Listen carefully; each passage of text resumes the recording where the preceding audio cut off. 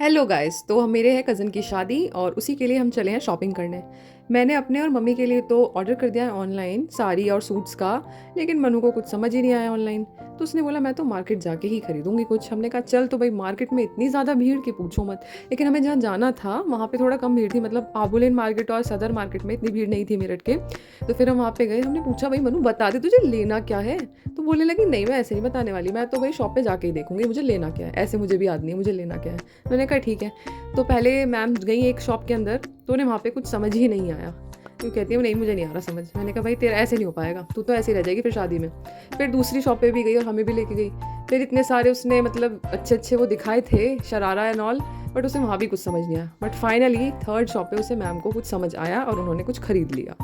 तो और उसके बाद हम आ गए चूड़ियाँ खरीदने के लिए हमारी ड्रेस के हिसाब से, क्योंकि मुझे तो सारी बांधनी है, तो उसके हिसाब से मैंने अपनी चूड़ी ले ली बहुत प्यारी। उसके बाद थोड़े क्लेचर्स लिए और मम्मी को वो माँ जी के लिए भी कुछ लेना था, तो एक शॉप पे जाके हमने वो भी ले लिया। और फाइनली हम बस अब जब मार्केट आए हैं तो फिर फ्रूट ना खरीदे ऐसा हो नहीं सकता। तो मम्मी ने फ्रूट्स लिए और फिर हमने पिया जूस, क्योंकि भाई थक गए थे बहुत ज़्यादा। हाँ, इतनी शॉपिंग नहीं करी पर थोड़ी बहुत जो भी करी थक बहुत गई, क्योंकि बहुत ज़्यादा भीड़ थी मार्केट में। और हम आ गए घर।